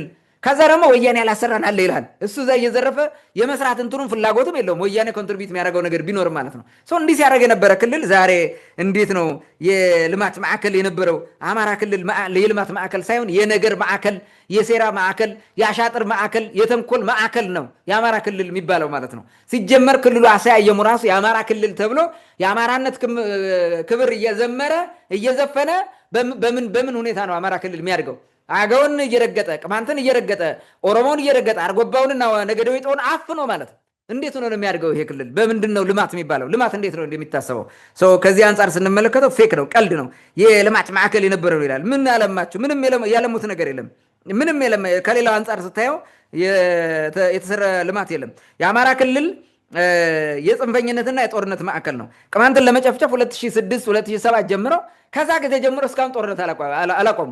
ስንት ዓመት አሁን አምጣ 2006 ወይም 2007 10 ዓመት ሙሉ በጦርነት ነው ክልሉ። ሁልጊዜ በጀቱ እዛ ጋር ነው የሚፈሰው። ሁልጊዜ እነሱ ስልጣናቸውን ራሱ የሚያቆሙት ቅማንትን ጨፍጭፈው ገለው ነው። ይኸው ቅማንት ጽንፈኛው እየተዋጋ ነው፣ በዛ መጥቶ እንዲያረግነው ነው እያለ ንጹሐን እየገደለ እኮ ነው። ህፃናትን አረጋውያን እየገደለ የ5 ዓመት የ2 ዓመት የ3 ዓመት ህፃን እየገደለ ማለት ነው። ወያኔ በዚህ ያመጣብን እያለ እሱ ግን ይዘርፋል። ህብረተሰቡ አይጠይቅም። እንዲያረገ የኖረ ክልል ነው። እንዴት ነው የአማራ ክልል የእንትን ማዕከል የሚሆነው? እኔ የአማራ ክልል በጠቅላላው የድንቁርና ማዕከል ሆኖ ነው የኖረው ከተመሰረተ ጊዜ ጀምሮ። ድንቁርና የሌሎችን መብት አለማክበር ነው። ድንቁርና ሰላምን አለመፈለግ ነው። ድንቁርና ተወያይተ በጠረጴዛ ዙሪያ ችግሮችን ከመፍታት ይልቅ ጡንቻ ምናምን እያመጣ ፋኖ ምናምን እያልክ ማቋቋም ነው። ይሄው ራሱን ያጠፋው በድንቁርና ማለት ነው። ይህንን ማየት እንችላለን። አራተኛ ነጥብ ላንሳ። ከታሪካዊ ጠላቶቻችን ጋር የተሰለፉ ጽንፈኞችን በጽኑ እናወግዛለን የሚለው እንግዲህ ይሄኛው ታሪካዊ ጠላት ማን ነው? ሻዕቢያ ነው? ግብፅ ነው? ወያኔ ነው? ማን ነው? የአማራ ልሂቅ ነው? ብልጽግና ነው? ኦሮሞማ ነው? እነሱ እንደሚሉት ማለት ነው። ማን ነው ታሪካዊ ጠላታቸው? የአማራ ክልል ማን ነው? ከሌ ብሎ ለማይጠቅሳቸው ታሪካዊ ጠላታችን የሚሉት ማንን ነው? ሻዕቢያ ከሆነ በትግራይ ጦርነት ወቅት ታሪካዊ ወዳጃቸው ነበረ። እንዴት ነው ታሪካዊ ጠላት የሚባለው? ታሪካዊ ጠላት ማለት በሆነ ጊዜ ጠላት የነበረ ከዚህ በፊት ማለት ነው።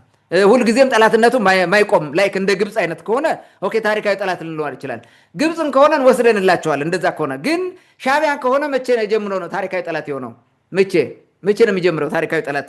ኢትዮጵያ መጥፋት አለባት ብሎ እየሰራ ከሆነ ለምን ነበረ ታዲያ በ2011 ያን ያክል ሽር ጉዳይ 12 ያን ሁሉ በቀይ ምንጣፍ እየተቀበሉ ወርቅ ሲያሳስሩት፣ ኩታ ሲያለብሱት፣ ካባ ሲደርቡለት የነበረው ለኢሳያስ?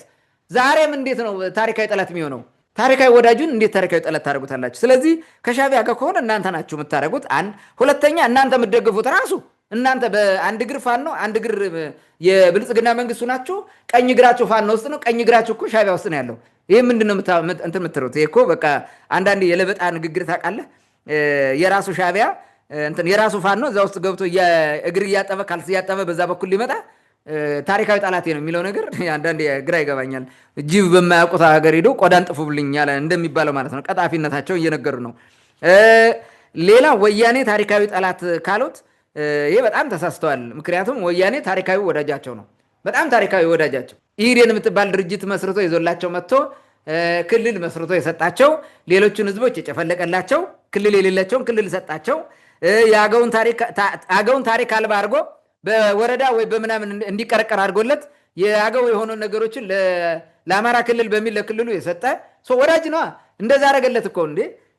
ቅማንትን የሰረዙለት አበው ተስማምተው የሰረዙለት ቅማንትን ከ2007 ዓ.ም ጀምሮ የሚጨፈጭፉለት ወያኔ እየጨፈጨፈው ያለው ወያኔ እኮ ነው። ይህን እያደረገ ያለው ይህን እያደረገለት የመጣ አብረው ሲጨፈጭፉ ራሱ አብሮ እያገዘ በለው እያለ ግን ደግሞ በዚህ ትክክል አይደለም እያለ ግን እያስጨፈጨፈ የመጣ ወያኔ ነው። ክልሉን በስማቸው የሰየመው የአማራ ክልል ያለው ክልል 3 የሚለውን የሰየመው ማን ነው እንዴ? ወያኔ አይደል እንዴ? ታዲያ ከዚህ በላይ ወዳጅነት አለ እንዴ? ወያኔ እንዴት ነው ታሪካዊ ጠላት ሊሆን አይችልም። እሱ ከሆነ ማለት ነው። ግብፅ ከሆነ ቅድም እንዳልኩት በትክክል ታሪካዊ ጠላት ነች ግብፅ፣ እናውቃለን። ነገር ግን ፋኖ ከግብፅ ጋር የሰሩ እንደሆነ ባለፈው ተነጋግረዋል። እነሱ አይደለም ከግብፅ ከሌላም ጋር እንተባበራለን ብለዋል።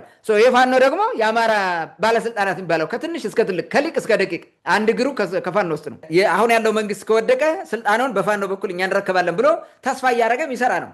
መረጃ እያወጣ ለፋኖ ሲሰጥ የነበረው ይሄ ነው። ትጥቅ የሚያሳጥቀው ይሄ ነው። ስንቅ የሚሰፍርለት ይሄ ነው። እናውቃለን እኮ በተደጋጋሚ ማለት ነው። እነ ደሳለኝ ጣሰው እዛ የመንግስት መዋቅር ይዘው ምን ሲያደርጉ እንደነበሩ ስለምናውቅ ማለት ነው።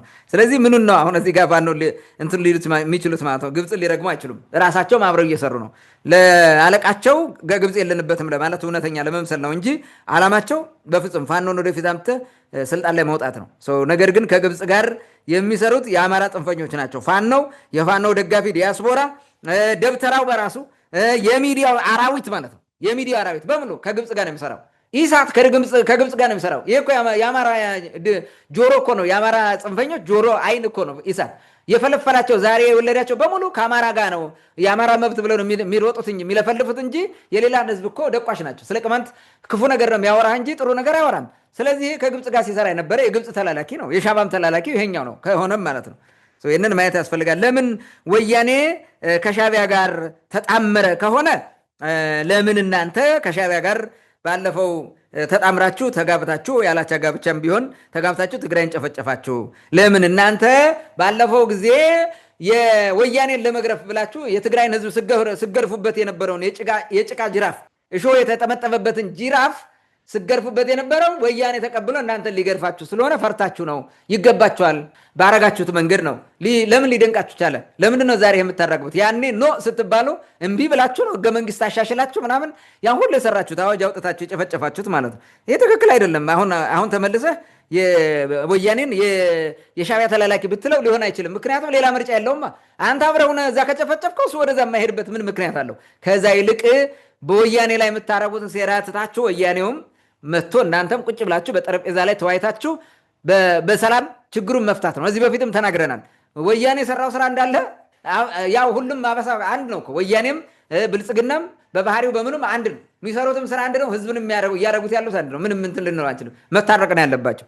ከራሳቸው ጋር ታርቀው ትግራይንም ሌላውንም ሰላም ማድረግ ወደ የትግራይ ህዝብ እንዳይገነጠል ሌላ ቦታ እንዳይሄድ ከፈለግ ከወያኔ ጋር መታረቅ ነው። ታርቀ ስርዓት አበጅተለት መቀጠል ነው። አለበለዚያ ግን እንደዚህ በጦርነት ምናምን እያልክ ይገነጠላል። በምንም አታስቀረውም እኮ በምንም አታስቀረውም። ወልቃይትን ወሰደ አልወሰደ አሁን ያለው ትግራይ ተገንጥያለሁ ከኤርትራ ጋር ቢል ኤርትራም ተቀብያለሁ ቢል ምን ታደርገዋለህ? እስቲል አሁን እኮ ትግራይ ዲፎልት ስቴት ነው። ምንድን ነው የምታደርገው? ይዋጋል። በቃ ተደራጅቶ ይጠብቃል። ምንም ሁልጊዜ ጦርነት ነው የምትኖረው። ከዛ ይልቅ ሰላም መንገድ ለምን ማትመርጡት? እንዲህ ብልጽግና አይደለም ሊያሻፈረኝ ጦርነት አማረኝ ብሎ የንጹሐንን ደም ያፈሰሰው እኮ ብልጽግና ነው። ይህንን እናውቃለን። ምን የማይታወቅ ነገር የለውም። እና ከዚህ አንጻር የሚያደርጉት ነገር ትክክል አይደለም። እኛ አሁን የወያኔ ደጋፊም አይደለንም። ወያኔ ከቅማንት በላይ የበድለው አካል አለም ብለን አናምንም። ግን ከእውነት አንጻር ስንናገር ግን የሚፈታው ከወያኔም ጋር ያላችሁን በሰላም መፍታት ነው። 5ኛ ነጥብ ላንሳ እዚህ ጋር ካነሱትና ይሄን ላብቃው። ለክልላችን የሚያስፈልገው ጦርነት ሳይሆን ሰላም ነው ይላል። ማን ነው ጦርነቱን እንትን ያደረገው? የጦርነቱን ወዶ ፈቅዶ ያመጣው ማን ነው? ፋኖ ነው አይደለም። ማን ነው? ወያኔ ነው አይመስለኝም። እሱም ወያኔም አይደለም። አብሮ በሰላም ለመስራት ምንነጋገር የሚለው ነገር ስለነበር የቅማንት ታጣቂ የምትሉት ነው ማን ነው ጦርነቱን ያመጣው?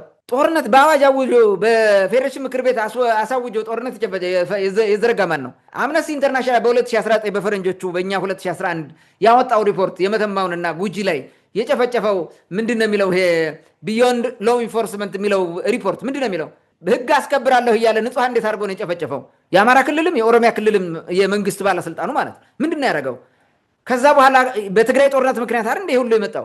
ኦነግ ሸኔ የሚባለው አካል ጋር ቁጭ ብለህ ከመወያየት ይልቅ ሸኔ ምናምን እያልክ ጦርነት ከፍተህ ክልሉን ያፈረስከው ማን ሆነና ነው? ዛሬ ክልሉ ሰላም ነው የሚፈልገው የምንለው ማን ነው? ሰላሙን የነሳው? ይህን በደንብ አድርጎ ማየት ያስፈልጋል። ህብረተሰቡ ማን ነው ጦርነቱ የቆሰቆሰው? የአማራ ልሂቃን ናቸው። ደብተራው እና አባ አብርሃም የሚባሉት ዛሬ ማለት ነው ቅኔ የሚቀኝላቸው እና አባ አብርሃም እነዚህ ናቸው ጦርነት የቆሰቆሱት ከሻቢያ ጋር እያሽቋለጡ ማለት ነው። የክልሉ ባለስልጣን የሞተው ሰውዬ ማን ነው የሚባለው? ፖሊስ ኮሚሽነር የነበረው እንትና ማን ነው? አባራዳሙ ተመስገን ጥሩነህ ፍሽካውን ነፍቶ በተነጋገረው መንገድ ቀጥል አለኝ ብሎ ወጥቶ ተናግሮት የለ እንዴ? ትግራይ ላይ ያደረገውን በዛ በምዕራብ ትግራይ የሚባለው በወልቃይት የፈጸሙትን ነገር ይህ እኮ በደንብ የሚታወቅ ነገር ነው። ስለ ይሄንን ማየት ያስፈልጋል። ማን ነው በ2007 ጀምሮ ቅማንትን እየጨፈጨፈ ክልሉን በጦርነት ያመሰው ማን ነው? የአማራ ክልል ጽንፈኞች አይደለም? እነ ገዱ አንዳርጋቸው እነ ብናልፍ አንዱዓለም አይደሉም? እናገኘው ተሻገር አይደሉም? እነ እንትን አይደሉም? የሞቱት በኋላ የተገዳደሉት ናቸው። እነዚህ ናቸው። ይህንን እንዲሁ ዝም ብለን የምናልፈው ነገር አይደለም። ማን ነው በ2011 ጉምዞችን ያን ሁሉ የጨፈጨፈው? እኔ ቪዲዮ አለኝ። ጉምዞችን ቤት እያቃጠሉ የፈሳም ጉምዝ በለው እያለ ቤት እያነደደ ፋኖ የሚባለው ታጣቂ አሳምነው ጽጌ ያሰለጠነው በጉምዞች መንደር በነፃነት ሲንጎማለል ማለት ቪዲዮ አለ። እንዲያውም ቲክቶክ ላይ በአጋጣሚ ሰቅየው 300 ምናምን ሺህ ሰው አይቶታል። 319 ሺህ ሰው አይቶታል። በሚገርም ሁኔታ የሚገርም ነው። እንደዛ ሲያደርግ የነበረው ማን ነው እንዴ? ጦርነት ሆን ብሎ እየቆፈረ መጥቶ አማራ ሊጠፋ ነው ሊወድም ነው እያለ እርስ ለማስመለስ በሚል መተከልን እንጠቀልላለን ብሎ ያንን ጭፍጨፋ የፈጸመው ማን ነው? ይህ የሚረሳ ይመስላል እንዴ? ማን ነው የመተማ ዮሐንስ ቅማንቶችን ጨፍጭፎ 58ቱን በአንድ ጉድጓድ የቀበረው ማን ነው? ማን ነው ጎንደርና ዘዞን የነበሩ ቅማንቶችን የጨፈጨፋቸው? ህፃናትን፣ አረጋውያን፣ አካል ጉዳተኞችን ጨፍጭፎ የገደለው ማን ነው? ይሄ ጦርነት መሻት አይደለ እንዴ? ማን ነው ትግራይ ላይ የዘመተው? ያን ሁሉ ግፍ ትግራይ ላይ የፈጸመው ማን ነው? አሁን ማይካድራ የሚለው ቅድም ነገ አንስተውታል። ማይካድራ የረሳ ነው እንዳይመስል ለሰላም ብለን ነው ይላል። ማይካድራ የጨፈጨፈው እኮ ፋኖ ነው። አስከሬን እየቆፈረ ያወጣ ሌላ ቦታ እየቆፈረ የወሰደው ሜቢ ቀይሮም ሊሆን ይችላል። ሌላ በጎጃም በምንም የሞተ ከመቃብር ቤቱ ምናምን እየወሰደ ወስዶ መልሶ ቀብሮ ሊሆን ይችላል። ያን ቀይሮ እኮ ሊሆን ይችላል። ዲኤንኤ ጥናት ሲመጣ እንትን እንዲል ተብሎ ማለት ግን ቆፍሮ አውጥቷል፣ ወስዷል። የገደለውንም ባለፈው ስላቀረብነው ድጋሚ ይህንን ማንሳት አልፈልግም። በሁለት ጊዜ ያቀርበነው ተከታታይ ማለት ነው። የዛሬውን ችግር የትላንት ሴራቸው የወለደው መሆኑን እያወቅን አሁን ለምንድን ነው ለፋኖ ሊያከናንቡት የሚፈልጉት? ለምንድን ነው ለቅማንት ታጣቂ ምናምን የሚለው ማከናነብ የሚፈልገው? ፋኖውንም የወለደው እነሱ ናቸው። ይህን ችግር ውስጥ ይሄ ሁሉ ያመጣብን እኮ ብልጽግና ነው። ብልጽግና እኔ አይደለሁም ካለ እሱ ከመጣ እኮ ነው ይሄ ሁሉ ነገር የመጣው። ባይመጣ ኑሮ ይሄ ሁሉ ነገር ይመጣ ነበር? ባይመጣ ኑሮ ነው ወያኔ ነው ይሄ ሁሉ የፈለፈለ ብሎ ሊነግረን ነው። ወያኔማ በተፈጠረው ችግር ሂዶ ክልሉ ላይ ተደበቀ እኮ። ከወያኔ ጋር ተደራድረ ችግር መፍታት ትችል ነበረ። ወያኔ ጋር አልደራደርም፣ በሽማግሌ እጅ መስጠት አለበት። ልክ ዛሬ የአማራ ጽንፈኛ በመተማ እንደሚያደርገው ማለት ነው። ግቡ ምናምን እያለ ሽማግሌ እንደሚልቀው። ሽማግሌ ደግሞ የህዝብ ጥያቄ ወይም ፖለቲካዊ ጥያቄን አይመልስም። ስለዚህ ቁጭ ብለህ አብሮ ሲሰራ ከነበረው የወያኔ ካድሪ ጋር ቁጭ ብለህ አዲስ አበባ ላይ መጥተህ መወያየት ምኑ ነው የቸገረ? እንደዛ አድርገህ መፍታት በትዕቢት ወያኔ ካልጠፋ ህገ መንግስቱን አይጠፋም ብለው አይደል እንደ የዘመቱበት የፌዴራል ኃይሎች ምናምን የሚባል የዘመተ እንትን ወርክሾፕ ምናምን እያካሄደ ይህንን ልናጠፋ አንችልም ተብሎ እኮ በዘመነ ብልጽግና እኮ ህገ መንግስት አይከበርም። የህገ መንግስት አንቀጽ እንኳን አይጠቅሱም። እነሱ የሚፈልጉትን ነገር ለማድረግ ካልሆነ በስተቀር ችግሩን የፈጠረው ማን ነው እንዴ? የችግሩ ሁሉ ተጠያቂ ብልጽግና ነው። ይሄን አሳምረን ነው የምንናገረው። ይሄን ካላስተካከልክ ለፋኖ ብትሰጠው ምናምን ፋኖንም የወለድከው ብልጽግና ነህ። ኦነግ ሸኔንም የወለድከው ብልጽግና ነህ። ሌላውንም ብታመጣው ብልጽግና ነህ። ቅማንት ላይ ያ ሁሉ ጭፍጨፋ አድርገህ ሰዎቹ አውሬ ሆነው ራሳቸው እንዲከላከለው ያደረግከውን ብልጽግና ነህ። ሴቶችም ህጻናትም የገደልከው ብልጽግና ነው። ይህን ምን እንበለው ታዲያ? የአማራ ክልል በለው የምንም በለው ክልል ብልጽግና የሚባለው ኃይል ነው። ይሄንን አሁንም ማስተካከል ያለበት ብልጽግና የሚባል ኃይል ነው። ብልጽግናው ጸባዩን ቢያስተካክል ማለት ነው። አሁን ህገ መንግስት ማክበር፣ የህዝቦች ጥያቄ ቢመልስ አማራ ክልል ውስጥ በጣም ቀላል ነው። የቅማንት ጥያቄ ከመለሱ አማራ ክልል ውስጥ ቀውስ ምናምን ብጥብጥ የለም፣ አለቀ፣ ይበርዳል። ደጋጋሚ ነግረናቸዋል። ህገ መንግስቱን ማክበር ስለማይፈልጉ ዩኒተሪ ገቨርንመንት መሰረት አለ ብሎ እየተንደፋደፈ ስለሆነ ነው የሁሉ ችግር የመጣው። ለምንድን ነው እሷ በበላቸው በሌላ አበሰችው አይነት ነገር እንትን የሚያመጡት? እና ይሄ ትክክል አይደለም። ህብረተሰቡ ግን ይህን በግድ እየሰማ ጆሮ በሰበሰ። በጣም ያሳዝናል። ታንክ ዩ። መልካም እንግዲህ በዚህ ሰልፍ መፎክር ተነስቶ ብዙ ማለት ይቻላል። በተለይ ከታሪካዊ ጠላቶቻችን ጋር ምናምን የሚለው አሁን ፋኖ ምናልባት እንዳልከው ከሻዕቢያ ጋር እየሰራ ከሆነ አሁን እኮ ፋኖ በነገራችን ላይ አሁን ሂዶ ኤርትራ ከሻዕቢያ ጋር ለምዶ የቀረው እነሱ ባሳዩት መንገድ ነው። መጀመሪያ መንግስት ሄደ፣ በዛ በፊትም ነበሩ፣ ግን ኦፊሻል አድርጎት መንግስት ሄደ፣ ብልጽግና ሄዶ ገባ። ብልጽግና ተጣልቶ ሲመጣ እነሱ በዛው በለመዱት ቀሩ ማለት ነው፣ እንደሄዱ ቀሩ። ስለዚህ ማን ነው ጥፋተኛ የሚለው እሱም ሌላ ጉዳይ ስለሆነ ምናልባት ብዙ ማለት ስለሚቻል ጊዜ ከማባከን ውጭ ሁሉም የሚያውቀው ነገር ነው። አሁን ዝም ብሎ መሸፋፈን ወይም አያውቁብንም ብሎ ማለፍ በጣም ከባድ ነው የሚሆነው። በመቀጠል አጠቃላይ የሰልፉን ሁኔታ ስናነሳ ስለነበረ እንግዲህ ይህ ሰልፍ ሲሆን የሆነ ትርፍ ተሰልቶ ነው የሚሆነው፣ ዝም ብሎ ሊሆን አይችልም። ለህዝቡ ጥቅም ያመጣል ተብሎ ባይታሰብም ሰልፍ ላዘጋጀው አካል ይጠቅመኛል ብሎ ያዘጋጀው ሰልፍ ነው። እንግዲህ የአማራ ጽንፈኞች ናቸው እዚህ ሰልፍ ተጠቃሚ ናቸው ብለን የምናስበው፣ ምክንያቱም ክልሉ ላይ ያሉት የብልጽግና ባለስልጣናት ስላዘጋጁት። አሁን ከዚህ ውስጥ እንግዲህ ከሰልፉ ምንድን ነው የሚያተርፉት የአማራ ልሂቃን ከዚህ ሰልፍ ምንድን ነው የሚያተርፉት የሚል ጥያቄ ብናነሳ ትርፋቸው ምን ሊሆን ይችላል የሚለው ወደ አንተ ልምጣና ማንሳት ይችላል። መልካም። እንግዲህ የአማራ ክልል ጽንፈኞች ከሰልፉ ምንድን ነው የሚያተርፉት የሚለው ነገር ጥሩ ጥያቄ ነው። አንደኛው የህዝብ ድጋፍ እንዳላቸው ሾፍ ያደርጋሉ ማለት ያሳያሉ። በቃ እኛ በህዝብ እንደገፋለን፣ ሙሉ በሙሉ የህዝብ ድጋፍ አለን የሚለውን ነገር እንትን ለማድረግና ካድሬዎቻቸው በዚህ የልብ ልብ ይሰማቸዋል ማለት ነው። በቃ የህዝብ ድጋፍ አለን ማለት ነው። አንደኛ ከፋኖ ውስጥ ሄዶ የገባ አንድ ግሩ ፋኖ ያለ ካድሬም እንዲመለስላቸው ማለት ነው። ህዝቡ በዚህ ደረጃ ከደገፈ ምናምን እንዲል ማለት ነው። ግን ብልጽግና የህዝቡ ቅድም ባልኩት መንገድ ለጊዜው ማስጮያ ለዛሬ ብቻ ነው። ከዛሬ ያለፈ እኮ ይሄ ሰላማዊ ሰልፍ ምንም አያደርግም፣ ምንም የለውም። ዛሬ ብቻ ነው፣ ኢንፍሉዌንስ የለውም። በሚመጣው ባለፈው ምንም የለውም። እንደዛ ነው። ለጊዜው ማሳያ ሆኗቸዋል። ለሚዲያ ጆሮ ማከኪያ ይሆናል ማለት ነው። ሌላው ፋኖውን ከህዝብ ነጥለነዋል የሚለውን ነገር ለማሳየት ማለት ነው። ተዳክሟል ፋኖ የለም ምናምን የሚለው ፋኖ በእርግጥ ተዳክሟል፣ የለም። ሱዳን ገብቷል እኮ ፋኖ በዛ በገዳሪፍ ምናምን ቲሃ በዛ ውስጥ ነው የተደበቀው አብዛኛው ማለት ነው። ሌላው ደግሞ በመንደር ሌባ ሆኖ ሽፍታ ቀማኛ በየቦታው አለ፣ መንገድ እየዘጋ ምናምን የሚሰራ ማለት ነው። ከዛ ያለፈ ሌላ ፋኖ በቀደም ብሎ በነበረው አቅሙ የለም፣ አሁን አታገኘውም። ለዛ ነው ደፍሮ የአማራ ህዝብ በየመድረኩ ይህን ፋኖ የሚያምጠለጥለው ማለት ነው። በሬ የተበላብኝ ቄስ ተገደለ ምናምን እያለ የሚያወጣው አሁን ህብረተሰቡ ፋኖ የሚባል ስለሌለ ነው፣ በአካባቢ ኦልሬዲ ጠፍቷል ብሎ ስለሚያምን ነው እንደዛ የሆነው ማለት ነው፣ ከቁጥጥር ውጭ ስለሆነ። ዝሮ ግን ፋኖን ነጥለነዋል የሚለውን ነገር በህዝቡ እንትን ለማድረግና ከህዝብ ለመነጠል በሚል ይመስለኛል እሱን ለዛ ይጠቀሙበታል። በቀጣይ ከህወሓት ጋር ለሚያደርጉት ጦርነት በወልቃይት ጉዳይ ወይም ከሻዕቢያ ጋር ሆኖ ይመጣል ብላን የሚል ትንታኔ ያላቸው በቅርብ ጊዜ ምናምን ነው የሚሉት። በእርግጥ በዛኛው ሳይድም የጦርነት ሽታ ያለ ይመስላል አንዳንድ የሚታዩ ነገሮች ማለት ነው። ከእሱ ጋር እንግዲህ ጦርነቱን ህዝባዊ ለማድረግ ነው። ህዝቡ ሰላማዊ ሰልፍ ወጥቶ ደግፏል። ዜን በሚቀጥለው ይህን ህዝብ እያስታጠቅ ና ሂድ ግባ ትለዋለህ፣ እምቢ ቢል በቆመጥም ትለዋለህ። ሰላማዊ ሰልፍ ወጥተህ እኮ ደግፋል ነው የምትባለው፣ ሌላ ነገር የለም። ለዛ ይጠቅማቸዋል የወልቃይት ዘብ ምናምን ለሚሉት ማለት ነው። ሌላ ነጥብ ጥቅማቸው ደግሞ ምንድን ነው? በየትኛውም የክልሉ ቀጠናዎች እየዞሩ በግፍ መጨፍጨፍ የሚፈልጉትን አካል ይኖራል፣ እሱን ይጨፈጭፋሉ። በተለይ ደግሞ የቅማንት ጽንፈኛን ወይም ታጣቂ እንገላለን እያሉ ይዘምታሉ ማለት ያ ደግሞ የህዝብ ድጋፍ አለ። የአይከል ህዝብ ወጥቶ ግልብጥ ብሎ ተሰልፏል፣ የላ አርማጮ ተሰልፏል። ስለዚህ ምናምን እያልክ የጭልጋንም የአርማጮንም ምናምን ሚሊሻ ምናምን በአንድ ላይ አድርገህ ትዘምታለህ፣ ይህን ለማጥፋት ብሎ። ከዛ በኋላ ጽንፈኛው የሚደግፈው እከሌ ነው እያለ እየመረጠ ይገላል ሰዎቹ ማለት ነው። ከዚህ በፊት ሲያደርግ እንደነበረው የገበሬ ከብት እያረደ ይበላል፣ የሚፈልጉትንም ያቃጥላሉ ቤት። ይህን ከማድረግ አይመለሱም። እንደዛ ለማድረግ ነው። ይህን ራሱ የፐብሊክ እንትን ግራውንድ እንዳላቸው ለማስመሰል ነው። ሌላው የፋኖው ደጋፊ ተስፋ እንዲቆርጥ ለማድረግ ነው። በውጭም በምንም ያለው በቃ ይሄማ ብሎ ተስፋ እንዲቆርጥ ነው። እንደና ሀብታሙ አያሌው አይነት ተስፋ የቆረጠ ልክ እንደሱ እንዲቆርጥ ነው። በቃ ፋኖ ምንም እንደሌለው እና አጀንዳ ይቀይራሉ። አሁን ለብር ማግኛ ሌላ አጀንዳ እንዲያደርጉት ማለት ነው። ወይ ደግሞ ፋኖውን በማብጠልጠል ይሆናል አጀንዳቸው። አሁን እንትን ቪው የሚያገኙት ማለት ነው። እነዛ ምንጊዜ ከዛ አንጻር ነው ፋኖው እጅ እንዲሰጥ ይሆናል ማለት ነው። በዚህ ደረጃ ስትሄድ በተደጋጋሚ እጅ ይሰጣል። ግን ፋኖ የሚለው ሽፍታውም፣ ቀጣፊውም፣ አጭበርባሪው፣ ዘራፊው ሁሉ ፋኖ ነው የሚባለው። የሰው ገዳይም በሙሉ ፋኖ ነው። ፋኖ እኮ የቱኛው እንደሆነ ምን አታውቅም፣ ስርዓት የለውም በሙሉ ማለት ነው። ኤኒዌይስ ለዛ ይጠቅማል። ሌላ ዋናው ዓላማቸው በዚህ ሰላማዊ ሰልፍ የመንግስትን ስልጣን ማደላደል ማጽናት ነው።